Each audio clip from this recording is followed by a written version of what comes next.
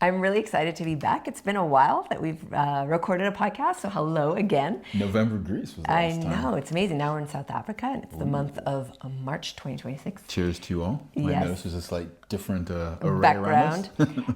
Also, I just wanted to give a little update. The reason that this has all happened is so exciting. We traveled to 3 very distinct places in the US to work bespoke with clients. That was incredible. And then we got to be in Costa Rica, Yeah, which we is were where put you on a grew up. retreat. Yeah, and it was Yeah. amazing. And then we went to your family's place in the Caribbean. That was incredible. Set up a business there, and I just got to see that and experience all of that. And now we're here in South Africa, and I just feel full of very creative ideas. Today's conversation I'm super curious about because it's a new idea, and I want to develop it here with you in this conversation. Now we have some development already, but I really feel it's an important one. The reason it's important for you is to understand that when it comes to sex, when it comes to relationship, when it comes to intimacy, it's not like there's this one pill or one solution that's going to cascade through and solve everything. That's a very strange approach to this whole landscape. And so the other day I came up with this idea, like it's an actual erotic ecosystem. And so that's what I would love to talk about today. Well, I love this because we had been going on to some other podcasts, and at one point someone was like, oh, it's everyone's teaching the same thing, but just under different names.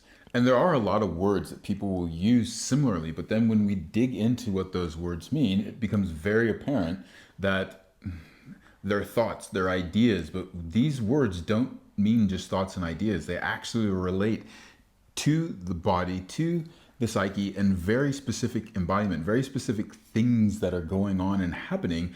And when you have, again, an ecosystem here, you have a different emergent result when you do each of them right. The second piece that made this was listening to, is it a book or a podcast? It was an audiobook. An audiobook. Dan Sullivan and Joe Polish. Exactly. Yeah. And he was talking about the industry disruption that he had, and he says it's like making a loaf of bread. If you leave the yeast out or one ingredient, it's not the same piece of bread. So you need the whole piece.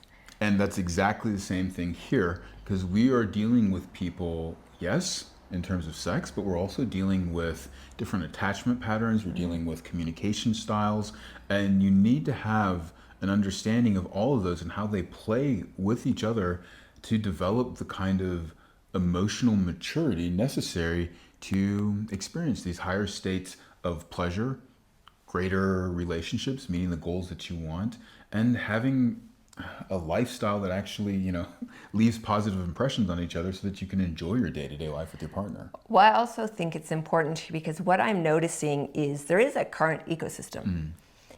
It's just a little mishmashed.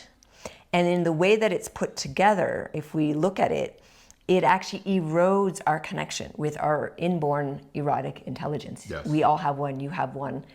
And if you're not sure what that is, just imagine for a moment, there is a part of you that knows what you need to feel deeply alive. And by that I mean turned on, alive, connected, curious, not only about sex, but really like this feeling of aliveness in the body.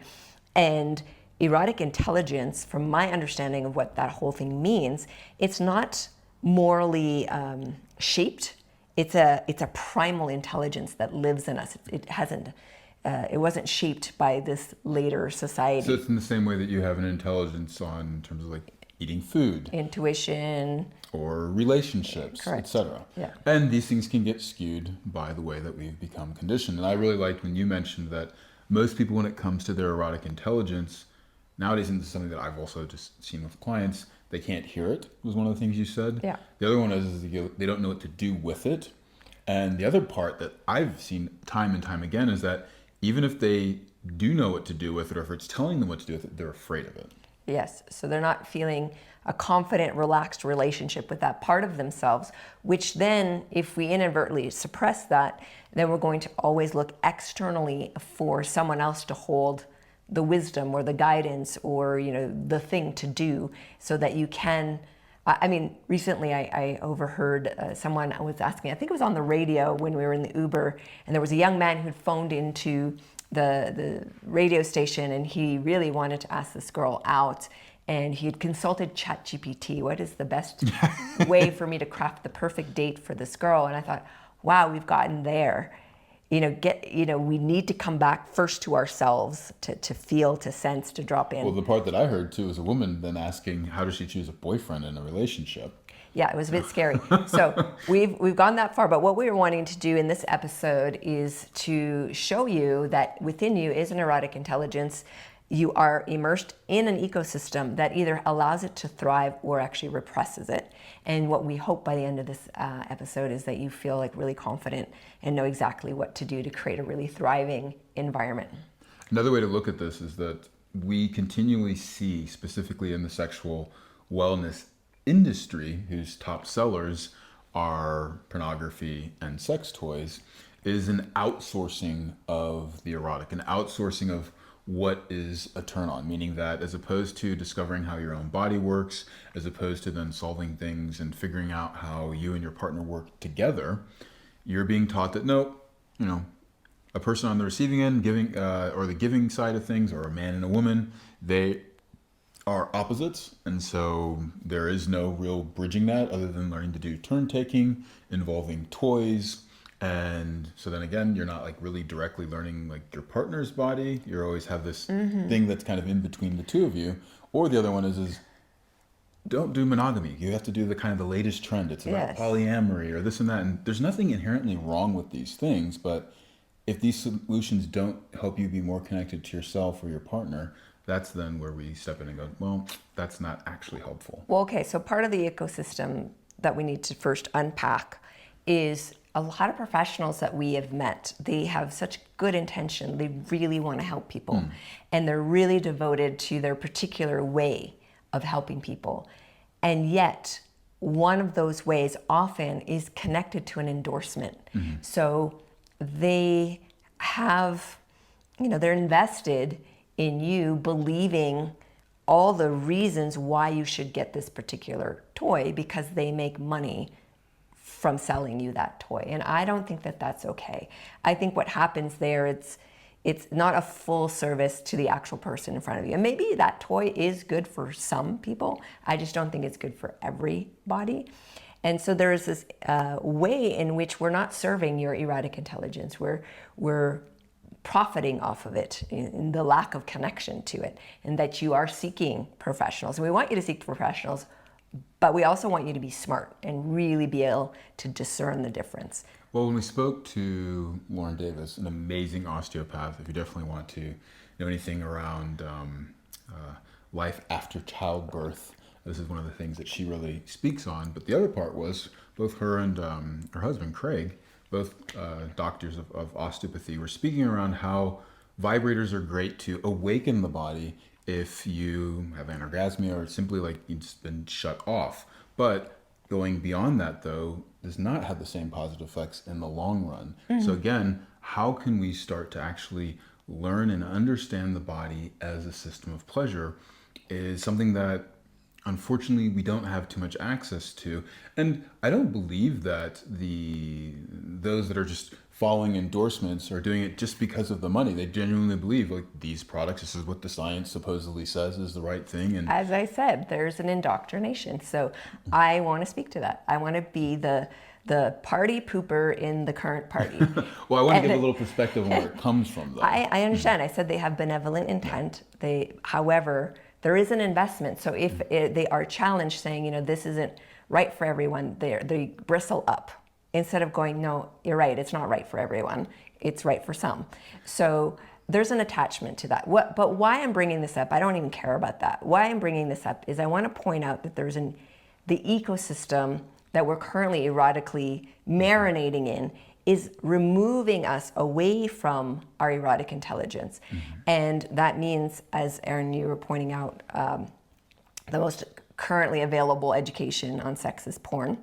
Then you have all this... Which is a performance for the camera. Yeah, then you have... Not for the sensation of the body. Sex education that's more like reproductive education. And then you have a lot of people with trauma in this arena that aren't getting the correct and good help. Also, the pleasure education that we do have stems from Masters and Johnson's predominantly. So we're talking like 60s and 70s. And that hasn't really been updated so much. And that whole era is really chock full of ideologies. And so this isn't about, oh, well, men should be anti-vibrators or women should be for them. This isn't an ideology. This is simply how can we be connected to our body and let the feeling of pleasure guide us towards more. Yeah. And that's a big piece of the erotic intelligence. And this episode it's not an episode against vibrators. No. But we keep bringing it up. But it's the big industry leader, and so Yes. is the one in terms of porn. Yeah. And I think the third one is actually sex therapists. And there are a group of growing sex therapists, however, that are taking this more somatic approach, which is how do we get people connected to their bodies and connected to each other? Yes, what I'm saying is the elements do exist. They don't coexist. Yeah.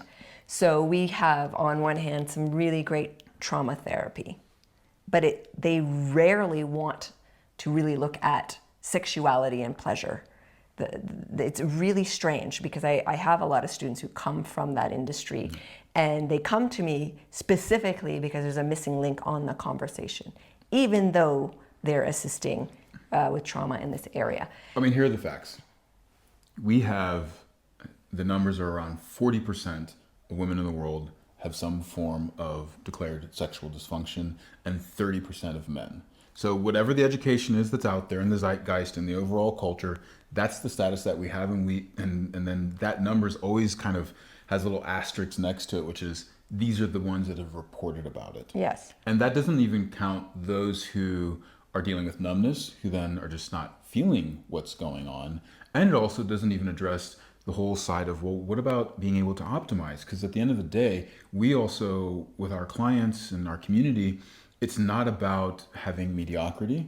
It's not about just resolving dysfunction. And the thing that you always say, which is so important, this isn't about just being a survivor of whatever ills have happened to you in your life or pains that you have. It's about the ability to thrive. And each of you have that deep potential to truly thrive. Yes, so I'm going to keep going with the toxic ecosystem. Yep. So then we also have, I named the porn industry, I named the sex therapy industry and the toys, and then I named the sex trauma abuse things. But then we have also culture, we have religion, and all of what that does to the psyche around guilt, shame, around the body, around this act that supposedly is encouraged upon marriage as a sacred union, but prior to that is, considered sinful. But that whole environment, and then however you're grown up, I don't know what your relationship with sex that your parents had or your siblings had, but this influences us a lot.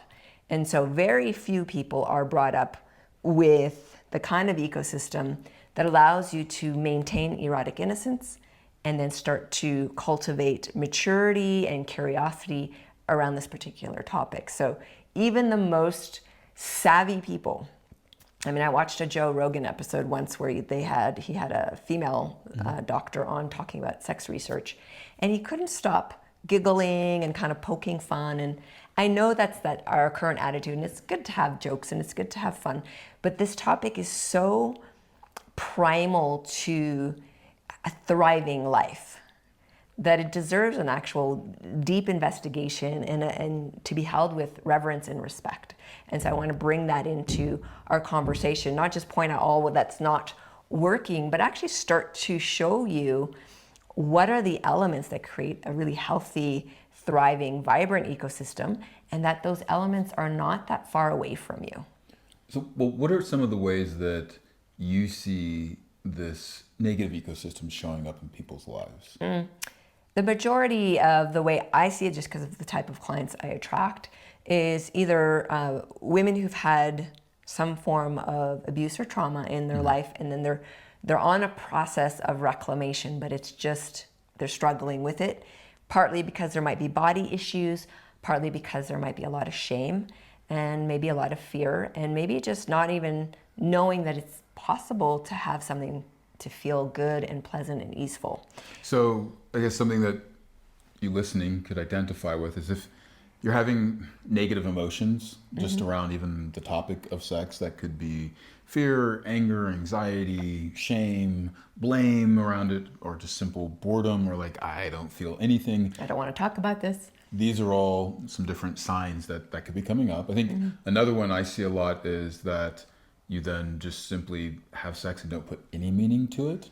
Yeah, so there's the healing aspect. Then often what I see with trauma is you'll have a repressed aspect where people go into frigidity and no sex and being Sounds asexual. like a sex anorexia. Yeah, they're just, a lot of denial there. Or they go into the nihilistic expression of the trauma where they don't care. They will go and have sex with a ton of different people, maybe unsafe. Like they'll just really not care because they're not feeling much and they're trying to do something. Maybe what happened to them, they don't even know how to deal with it other than becoming sexually aggressive themselves. So there's a whole spectrum available there, but neither of those extreme ends of the spectrum, I would say, is a healthy erotic expression. I think that they're a call out for help. And the vast majority are sort of pendulating between the two. Depending how far you swing on that pendulum depends on each individual. Yeah. It might just be, for the typical guy, like, I'm watching porn. I'm not going to even touch myself at all or interact with someone. Or I'm not going to touch myself because if I do that, then I'm going to really want a relationship. And that's going to lead me to a bad toxic relationship versus, now I'm feeling sexual pleasure and I'm just going to date like a series of assholes. Yes, exactly. So then there's also the piece here where we need to look at relational imprints that we've had, because oftentimes our very first sexual experience can leave what I call the erotic fingerprint. The good thing though with the erotic fingerprint is that it's changeable, unlike a fingerprint itself. So, Tell me a little more about the erotic fingerprint. Well, the erotic fingerprint, if you think about a first time experience, let's just think about it in terms of a piece of food that's kind of foreign and exotic. And the first time you experience, you either love it or you hate it because it's foreign, it's exotic, you're like, wow. I was like that with the passion fruit. Okay. It was weird. And it was already weird and wrinkly. And then you cut it open, it looks like guts. And I'm like, how is anyone eating this? So it looks like a scrotum on the outside when it wrinkles. Like, yeah. That means it's good though, actually. That's when it's ready. And then you break it open and it's like these guts inside. And you're like, ew, like, I had a friend describe it as snot fruit. Yeah, it's just weird. But then I tasted it and I was immediately madly in love with it. And so I had this imprint of this fruit, although it looked funny and it, all those things against it. So the next time you became a favorite. So the next time you see a weird fruit, you're likely to a little go bit ahead more and try it a little. Experimental. Whereas if you had been like, ugh, and I don't think it's a taste for everyone. Has a sour side. But if you hadn't liked it though, then you'd have the imprint, the imprint or the fingerprint of, okay, something's foreign is not good, so I'm just going to stick to what I know. So erotic fingerprint can be very specific. Say a particular song was playing, or it was day, or it was night, or it was gentle, or it was rough, or there's all of these different elements. It kind of sets in as these are the conditions for which I need to be sexual almost every time from that moment forward. It's not true, but it often gets set that way. And a lot of people's first sexual experience a lot of times isn't so great. Yeah. So hopefully your first sexual experience is with yourself, and that can be great. But with another person, yes, often it's not, but it could be. And I've definitely helped some younger people who were old enough to make a choice. They were sort of late bloomers in the sexual world, but still young. So say like 18, 19, 20 in that time. And they're like, I have this disease called virginity. And I was like, it's not a disease, it's a gift. And you can literally set the tone for the rest of your life on how you design this experience. Would you like to do that? Absolutely. And every single one of them was so grateful because they had an extraordinary first experience and it was co-created with themselves and the partner. Well, didn't you and Dr. Abrams also have a conversation that you noticed that women who had enjoyed self-pleasure, like with themselves first, actually then had different kind of emergent results later on in their sex life? Yes, she and I, and this is just more anecdotal because I was asking a lot of other women just randomly, did you self-pleasure when you were a kid or not? And how sex now? And both of us had found that the majority of people who had self-pleasured young had way more access to a range of different types of orgasm more easily than those who started a lot later. Yeah. Well, we'll get in a little bit more on the how in the member side, but your own self-pleasure practice is something that is important. And I think one of the key things that I want to leave here on this side of the podcast is knowing that if you did have a negative first impression or your fingerprint isn't anything less than optimal, this can be changed. Yes. You can change this. And it can happen rather quickly. It's sort of like when you first start to ride a bicycle, you're like, this is an awkward thing. Who would ever want to transport themselves on it? You always fall off, skin your knee, like bang your head. I went straight into the garage head first. That's an interesting metaphor to bring into. So if your first sexual experience drove you right into the garage, then know that, we have a clinically tested methodology that took people that are having a great sex life, bad sex life, that brings them into a state of actually truly enjoying it, having more Mutual sexual pleasure. satisfaction, feeling more closeness, as you said, mutual pleasure for women, higher frequency of orgasms, guys lasting longer, better communication before, during, and after sex. It's incredible. It sounds like nah. And yet there were the measurements. So I think that's incredible. Before we go into the... Well, we need to say, what is an I know. ecosystem? Before we go into that side, I'd love to just give you some of the elements of the erotic ecosystem that can really support you to access your own erotic intelligence. So kind of bring you back into contact with it so that you can trust it, be at ease with it, and actually get curious about it. Well, before you mention those elements, I just want to say that, first of all, an ecosystem, it comes from biology and this term, and it's an understanding of it's living systems that are interdependent elements, you could say. Yes. So what that means by interdependence is that if you were to take out one of those elements, then you affect the entire system. And if you are to Like bring... if there's no more sunshine.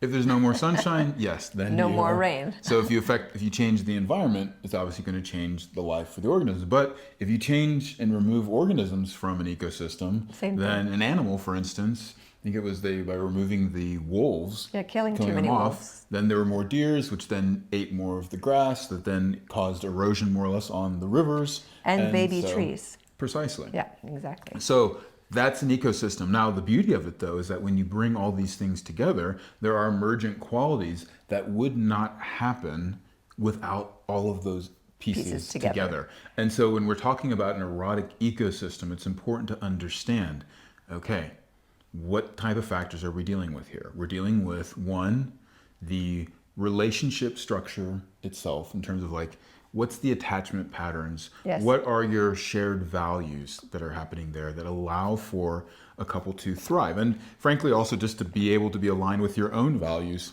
internally This helps is for you for singles yourself. and partners. Yep. Then we also you want to have and for us, when we talk about intimacy, we're not just speaking about roses and firelight and all that. That's great as well. Kisses can definitely be there. You can even have a box of chocolates. I know you like it over 70% dark. Or at 70s, the perfect one. But is not just a communication, but the impressions that we're leaving on each other. So again, we're painting something slightly different here than maybe what you've heard, because when we talk about impressions, this is every single time we interact, we are leaving impressions on each other. And we have a deeper cycle that we can get into later in terms of how do you create impressions that actually allow for more truth, responsibility, trust, celebration, and create a healthy relationship that's going to keep you living and heading towards those shared values. And then lastly, there needs to be mutual pleasure. And this mutual pleasure creates the fuel that positively conditions you to head towards the things that you want. Otherwise, a lot of this can just feel like homework. Yeah, and the majority of people will say, there's a few lucky ones, they say, where they have great sex all of their lives. But the majority of people say, at a certain time with a person, within a certain time frame, or by a certain time of life, that these things diminish quite a bit. And they don't have to. No. So we find that statistically, women that say that they just have low desire or don't like sex is haven't had positive experiences. And then in terms of, I mean, we see this all the times with couples as well, where a lot of times the guy will be like, no, our sex life is fine, or sometimes even the woman will say they're fine, and then as they start speaking, they find out that one of them doesn't like it, or neither of them like it, or there's a whole lot of territory that even if they're having a great sex life, like anything else in life, you can have an even better one. In the same way that, sure, you're probably healthy and you're in shape to some extent, but then you get like a really great trainer and you're like, oh, wow, okay, my body can be this much stronger. I can actually tweak my diet and enjoy what I'm eating and feel this much more alive. So there is definite ways to be able to, again, move past just the mediocre and into the optimal. Yeah, agreed. Well, one of the reasons I also had this thought about the erotic ecosystem is that we have launched the Embodied Love University.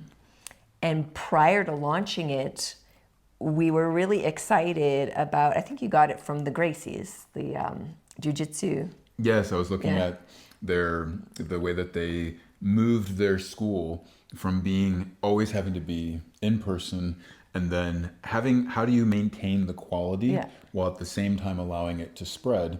And so they had these foundational videos that you needed to have to be able to defend yourself, and that would kind of bring you into even if you the never collective. did more jiu-jitsu, if you just knew these basics, your life would improve. And so we applied that idea to the erotic, to your sex life, to your intimacy, to your relationship. And we're like, what would be 5 foundations, absolutely crucial, that every human being, if they knew this, we would raise humanity's bedroom IQ substantially.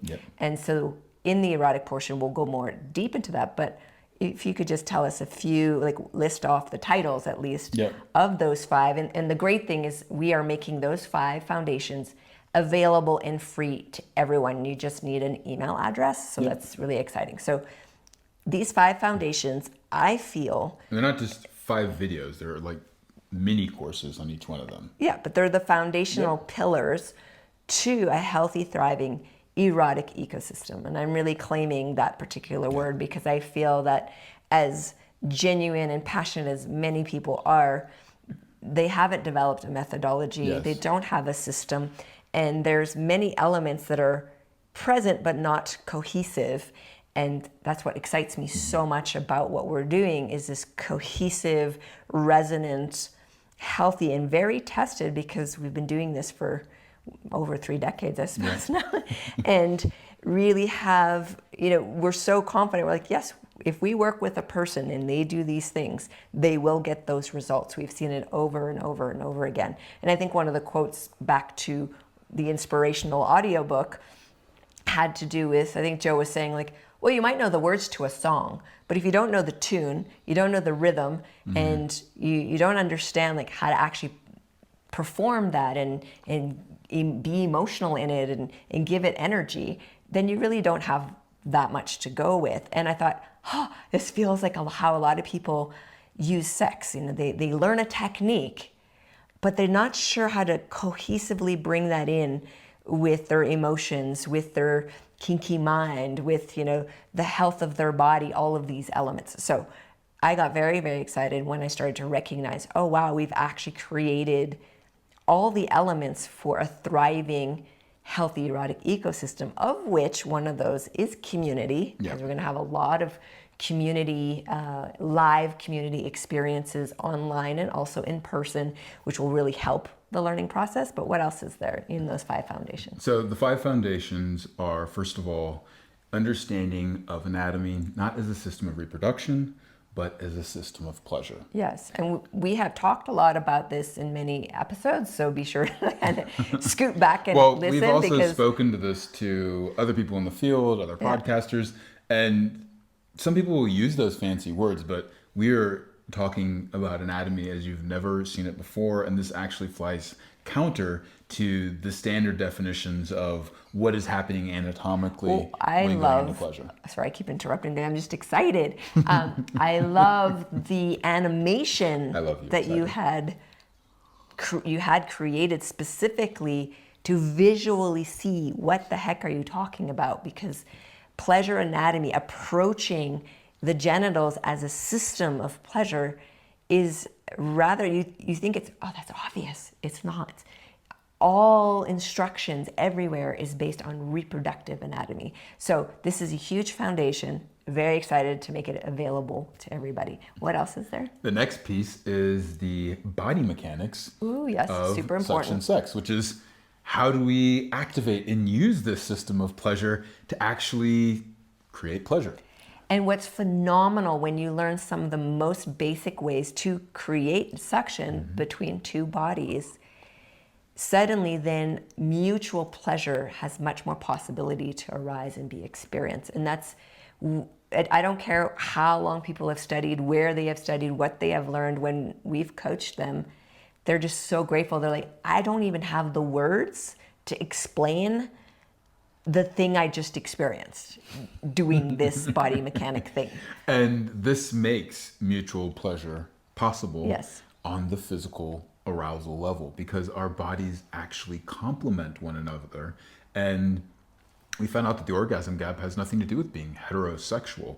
It is a penetrative issue, because we have clients that are homosexual, intersex, whatever. It's about the giver-receiver interaction. We have issues around how to be an active receiver when it comes to penetration. But anyway, we'll get into more on Unfortunately, that. penetration, the way people learn it, the first time they see it is usually through porn, which is friction sex. So we're talking about something completely different. We're talking about suction sex. So after body mechanics, Then the next one is in terms of physiology, and this is something that you've introduced, which is the concept of relaxed arousal, which is way more than just a concept, but this is literally how your nervous system can go into these ecstatic states of pleasure, which is very different than your standard, oh, we're going to go have an orgasm and then we're going to have the drop off, and now we're in the refractory period and we're done.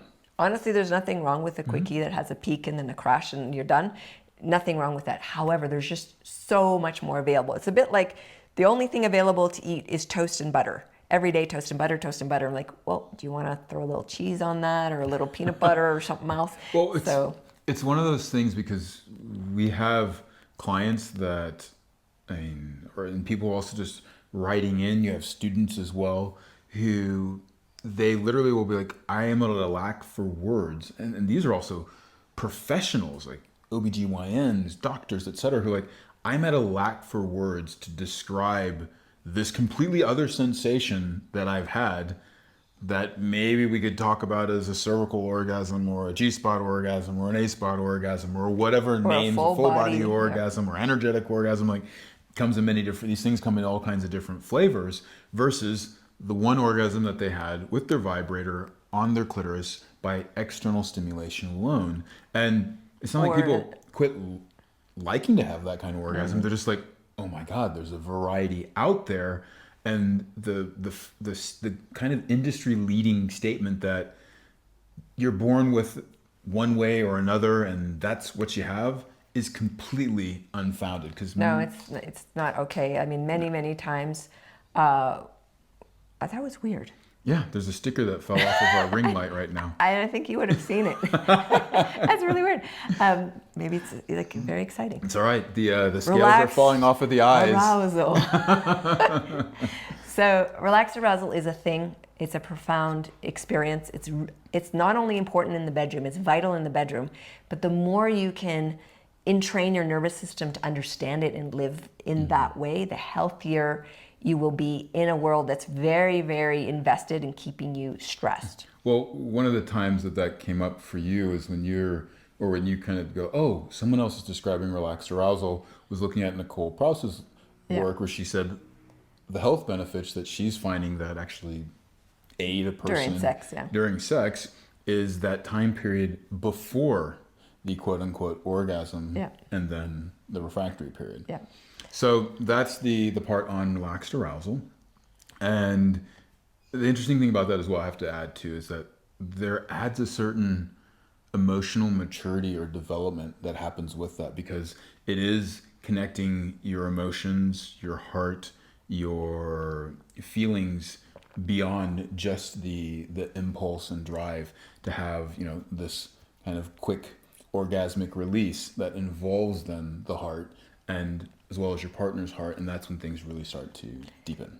And for some of you, that might sound scary if you're not into intimacy. You're like, oh my God, I don't want to feel my heart or another person's heart. I just want to have great sex. Even if you're that type of person who's super avoidant, because I could say I went through a little phase of that at one point in my life, being deeply connected, having the capacity to induce that felt state of relaxed arousal can have a one night stand be like the most extraordinary thing you've ever had. And then you feel good about moving on and having, you know, blessing the person, moving on with your life. So it's not just for couples, but it's also within the single realm. And if you're not even sexual, but just sexual with yourself, relaxed arousal can start opening up your own landscape quite substantially. I mean, having that connection is what you speak about actually allows you then to go and have an experience and not be dependent on the other person, but Yes, still being because able to often appreciate them and let the relationship form and mold itself to Exactly. what it should be, whether it is something long term or if it is for that one night. All right. Because you know you can have it for yourself. And All then, right. So, and then, and then, the fourth one is a really important piece that people also have a tendency to leave out, which is the part around mental arousal. And specifically, how you can map out the erotic mind mapping of your psyche. So that way you're not just dealing with the physical arousal aspect, but you're also dealing with desire. and I have to just pause here because a lot of times when we talk about this with professionals, they're like, yeah, I know what that is. But they don't actually know what that is, because when you make an automatic assumption based on a title and you don't know the content of the book, you may not actually know what's really going on. So the way in which we share the erotic mind mapping and the mental arousal piece, I really like it because what it does, it gives you permission to discover what you enjoy right here, right now. It also gives you permission to be more fluid in terms of experimenting within your own mind or within your partnership. And it also allows you to be a better lover to a partner if you do have a partner, and you start to understand, ooh, what is it that really makes them excited? What's the thing that lights them up? And then you can start to harvest a relationship, as you call it, long-term romance, where the spice is there and keeps growing with time rather than diminishing. So very important piece, and similar to the whole anatomy as a system of pleasure. It's what are the psychological triggers as a system of pleasure as opposed to what to avoid. And the big piece in this is you learn to navigate a lot of times the negative emotions that can come around one's mental arousal parts where you are going to maybe judge or be judged for them. I like also because how it's delivered on the Embodied Love University, it's a quiz, right? Yes. So you get to just, it's real quick. You just select this and that and that and this and this and this. And then boom, you get this reflection of what's possible as well as some invitations. So You have to figure out what are those six mental arousal types. And you quickly discover that this doesn't have to do with dressing a certain way or even doing a particular action, but there's a certain psychological energy that you can then insert into your sexual experiences and you will not be bored in bed. Then the last one. last foundation. It's not last in terms of least. It's just the last one we're listing right now. This is definitely an important piece and one that a lot of people go, oh no, I've got this. I understand consent and self-regulation. I mean, I can look it up in Webster's dictionary and have a concept of what that means in my own mind. But it's one thing to know the words of a language because you can read them in a book. It is another thing to speak the language and live it in a culture. So what we do with consent and self-regulation is something called embodied consent. Now again, there's that word embodiment again. A lot of people throw that out there, but the key of it is how do you start to actually feel what your body wants and being able to act on it, to express it and read it in another, as well as having your partner read it from you. So that way you're not caught into the what do I think I should do? Yeah. What should I agree to or not? And then from there, being able to actually self-regulate in a way that you can always return to a place of stability as you are then growing in this evolution of your relationship. Absolutely. So a word we hear so much in the industry is we need to create safety. And absolutely, the safety is like a given. But this goes a step further into enhancing a sense of security, a security within yourself, a security within your connection if you're partnered, and a security in terms of understanding what's available in the world if you are out there as a single person. Safety, a lot of times, is the way it's spoken about, is everyone else or the environment needs to make things safe for me. And then you get caught into either finding a lot of times unsafe places or not being able to recognize when a place actually is safe. Versus security, it's an internal state. And that doesn't mean then that you ignore the environment around you, but you can accurately tell. You actually read it better. You can read, this is an environment that I'm safe in. This is an environment that I'm not safe in. I'm going to leave the unsafe environment versus stay in it. And I will stay in the safe environment and enjoy it because this is a good place, as opposed to running from it, which a lot of times can start happening when the wires are crossed. When the wires are crossed. And most importantly is having the security to know how to navigate any of those spaces. Well, we gave you some extra time today. Yeah, we did. For this first half. But I'd love to jump into more, like, for those who are going to be in the erotic portion, how do we actually apply those foundations to start really cultivating that erotic ecosystem that then returns us deeply into activating and being with our own erotic intelligence? Share some stories as well. Yeah. And yeah. But anyways, check out embodiedloveuniversity.com. Check out those foundational videos. Check out the community that's there and begin to educate yourself, because this is a big part of taking that first step to dive into this erotic ecosystem where your fingerprint can be reconditioned or just made if it's the first time in a positive way, as well as, what do you talk about? The erotic intelligence, how to activate that. All right, well, let's just jump right in. Let's go. I really enjoyed I felt like I was on a merry-go-round. And then I was like hitting the first foundation, second, I don't know. I felt like I was going in this really cool journey with you.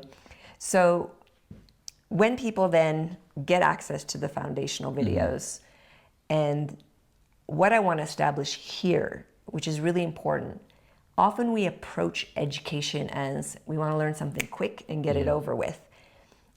That's conceptual learning. What we're looking for, and why we called it Embodied Love University, is that you embody your learning. You have a gnosis of it, which is knowledge through direct experience. And that only happens over a period of time. So the concepts of the foundation doesn't mean you do it once and you never revisit it. The foundations is like always hydrating the body. For all of your life, your body will need hydration. Your body will always need sleep. Your body will always need exercise and good nutrition and really hot, yummy, delicious, fulfilling connection.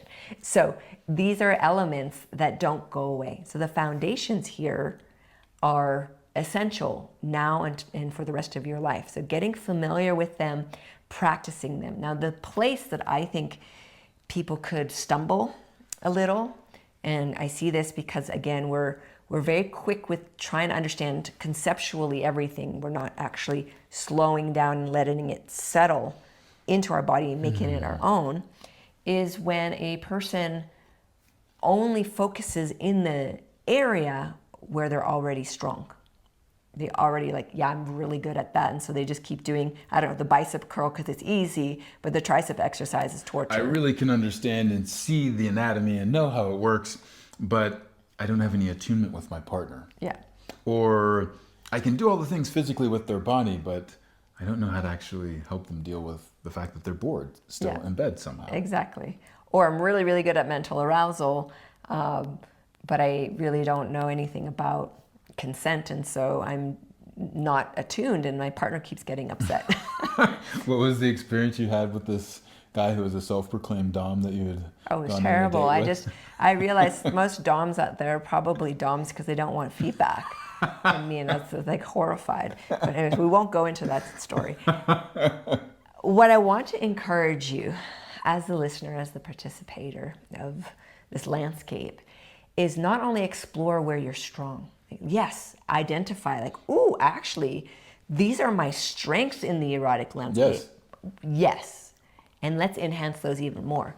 But more interestingly, for me anyways, is to always look at where am I weak or what have I not even known to pay attention to.